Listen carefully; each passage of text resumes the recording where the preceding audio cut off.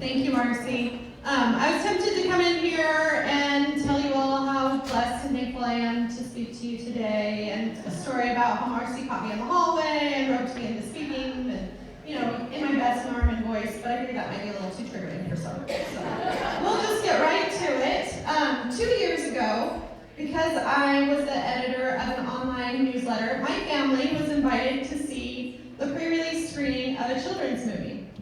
In this movie, the main character was instructed to go to his Zen place while his genitals were touched. My husband and I both identified this as grooming children for sexual abuse.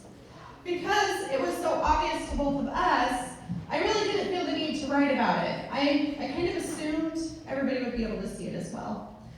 But my husband felt strongly that I needed to. He encouraged me, knowing that my experience gave me a perspective unique to others. Part of the stipulation of previewing the movie was that I couldn't publish a review until after the movie had been released. So the morning the movie was released, I was positive multiple people would call out this scene. I sat down and I read review after review, and there was not one mention of sexual grooming. So I wrote my review, and I detailed that scene, and I published my review, and in it, I included the fact that I am a survivor of child abuse. I included tips on how to talk to your children about predators, and that doing so will make them stronger than those predators. I did not slander the movie or Hollywood. I did not speak in outrage that such content could be in a movie for children. I had a clear intent to educate people on the content so that they could make an informed decision about the movie. Sharing this article was scary. It was hard. And had it not been for the support of others, I don't know if I would have found the courage to do so. There were some unbelievable positive consequences from sharing my story. The results of my article were greater than I could have imagined, and it quickly went viral. Although I certainly hoped it would reach many people, I had never imagined it would reach people around the globe. I was contacted by media outlets, I did interviews, I continued to share my story.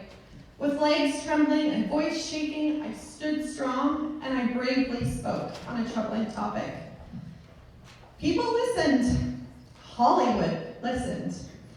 And the production company of the movie pulled it from theaters after it had been released, and they made edits in an attempt to remove the offending content.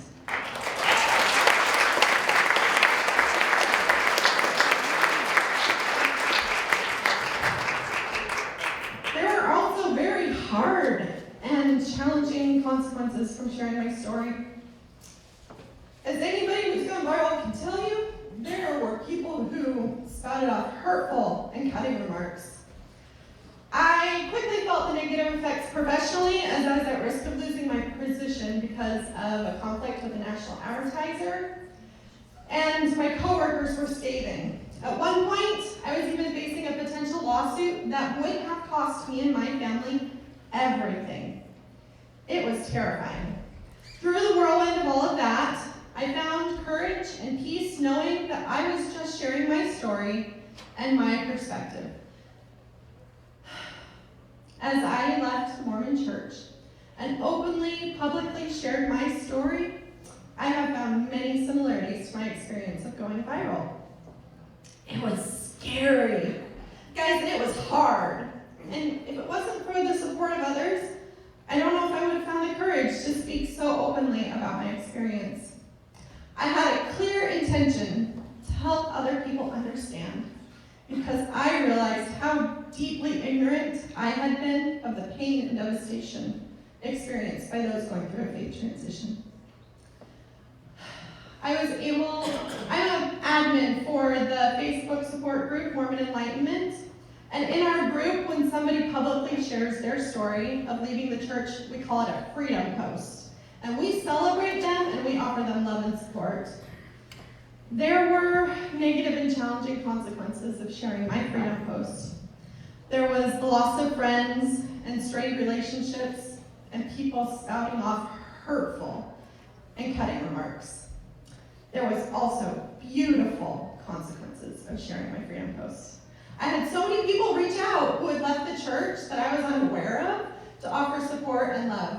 I was also able to support others who were questioning and struggling, and had it not been for my post, I would have never known of their struggle.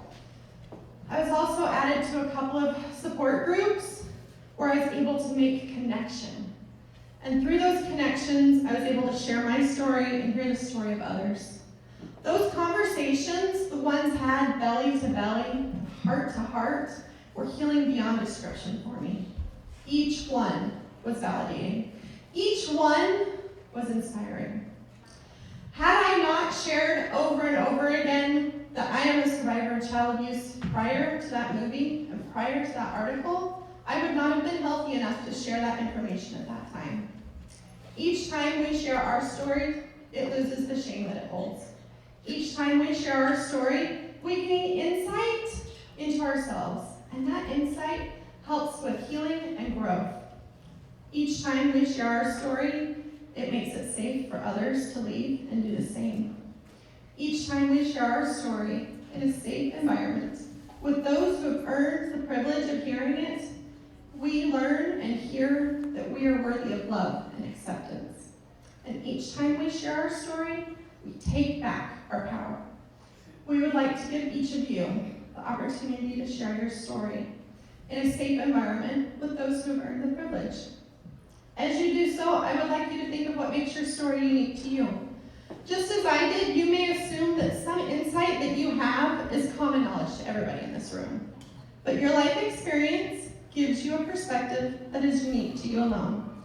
So I hope that as you enjoy your lunch and your meal, you can also enjoy healing and growing with each other through sharing your stories. Thank you.